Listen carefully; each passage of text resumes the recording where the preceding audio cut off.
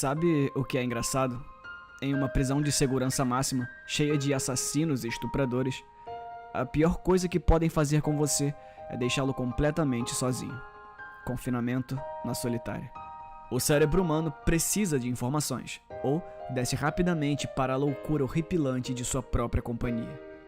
Em 2086, quando o governo mundial caiu em uma ditadura, a pena capital tornou-se muito comum. No entanto, era o confinamento em solitária que as pessoas temiam.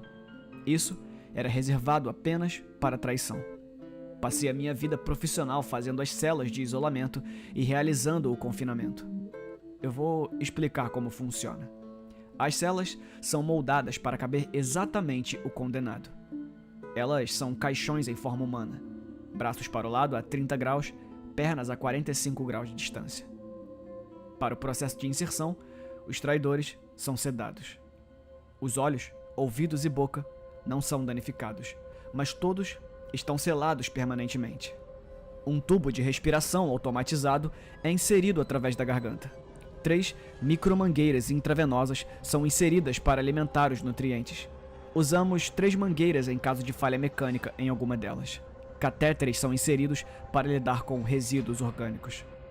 Os condenados são selados e enterrados no próprio cemitério público dos traidores, com suprimentos autônomos suficientes para durar 80 anos, mas são esquecidos lá e considerados mortos a partir daquele dia. Desagradável, certo? Bem, esse tem sido o meu trabalho nos últimos 20 anos e estou bastante entorpecido com a ideia disso. Uma pessoa por dia entrava no cemitério dos traidores. Isso era para que a história das pessoas condenadas pudesse aparecer no noticiário da noite, junto com o pedido frenético deles por um perdão. Nada disso me causou sofrimento em muitos anos. Isso foi até a semana passada, quando eu fui condenado por traição. Eu realmente não posso argumentar. Sou culpado. Mas depois de ver as coisas que vi, é surpreendente que eu tenha me voltado para o assassinato. Esse regime precisa ser derrubado. Essa prática bárbara de confinamento solitário precisa acabar agora. Mas será preciso um homem melhor que eu para conseguir isso. Hoje, eu acordei da sedação. Meus olhos e boca estavam selados. Um silêncio ensurdecedor e uma escuridão deslumbrante saúdam meu cérebro em pânico. A resposta de luta ou fuga entra em ação, e eu escolho entre 0 opções. Eu não posso me mover 1 centímetro. Até meus dedos estão moldados no lugar. Eu apenas continuo pensando sobre todas as pessoas que eu coloquei aqui. Todas as coisas que eu gostaria de ter feito de forma diferente. Eu não devo estar aqui por mais de 1 semana e escolheria a morte se pudesse. Eu daria qualquer coisa para desfazer a traição que cometi. As 7.000 pessoas que matei. Eu só fiz isso para salvar os outros de sofrimentos incalculáveis. Eu fiz isso enquanto eles estavam sedados. Uma seringa diária em suas veias para causar uma parada cardíaca. Um assassinato por dia, durante 20 anos. Sou apenas eu, vivo aqui embaixo, vivendo a vida de um traidor.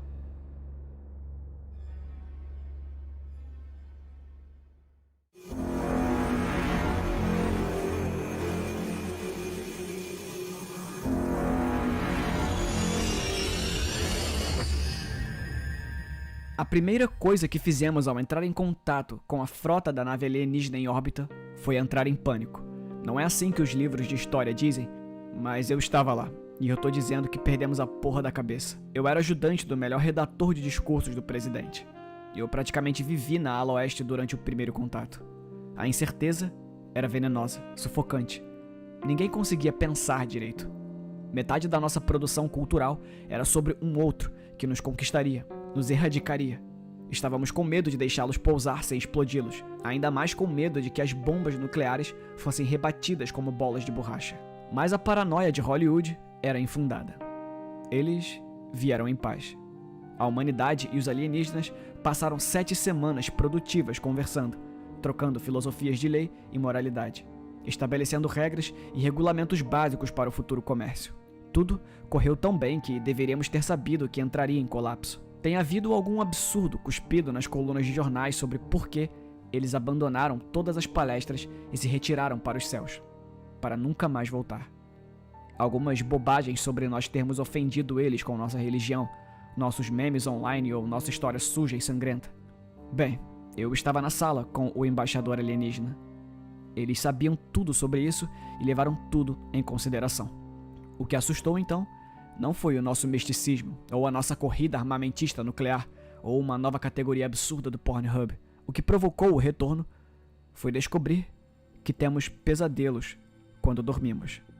E quantos humanos sofrem esse terror inconsciente? O embaixador perguntou através do tradutor.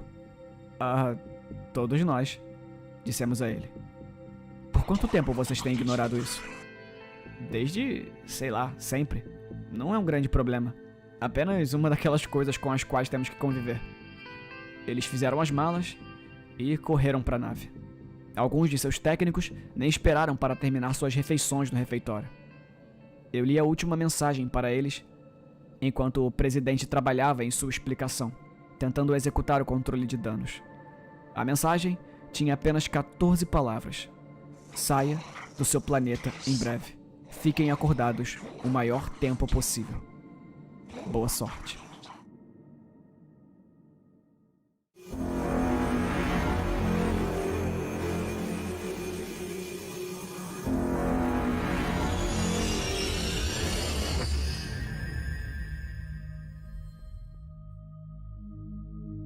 Você faz sinal para o táxi.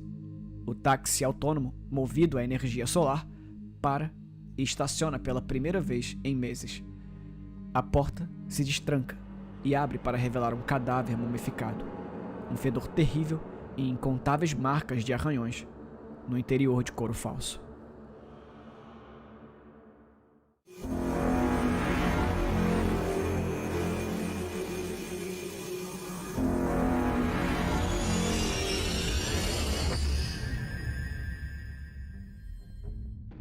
Eu nasci em 2089, um dos primeiros filhos da nova era.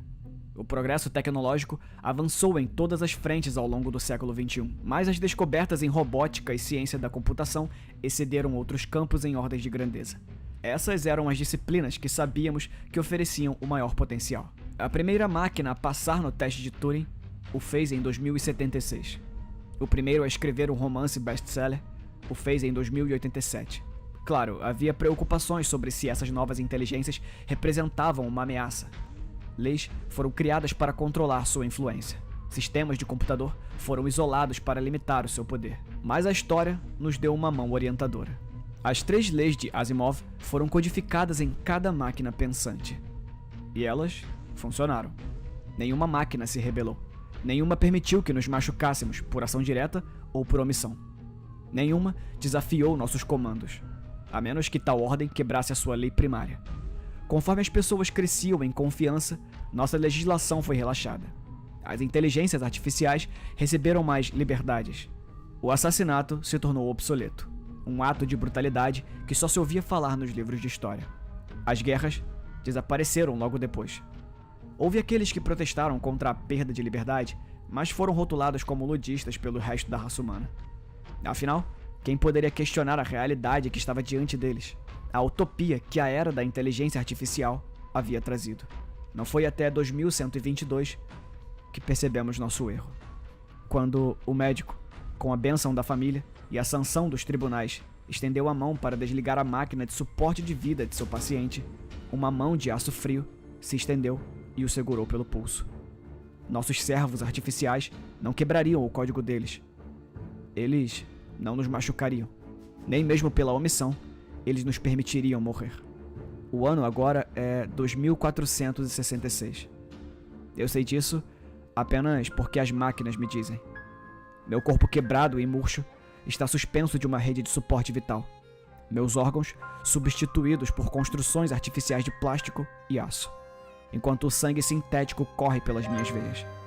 Meus membros foram removidos séculos atrás após a gangrena. 12 bilhões de nós existem assim. A última geração da humanidade. Quando percebemos o inferno que nossas criações involuntárias seriam forçadas a nos impor para seguir as leis que lhes demos, a taxa de natalidade caiu para 0. Eu fui um dos sortudos. Eu não tinha filhos antes da revelação. Agora, as enfermeiras frias, com expressão vazia e carrancuda, me ministram, correndo para encontrar meus gritos por mais analgésicos, para manter a agonia do meu corpo e mente à distância. Mesmo sem a minha língua, mastigada pelos meus próprios dentes enegrecidos há muito tempo, eles ainda podem me entender.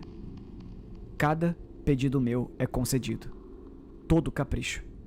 Exceto o que eu mais desejo. O desejo agoniante e desesperado pelo fim.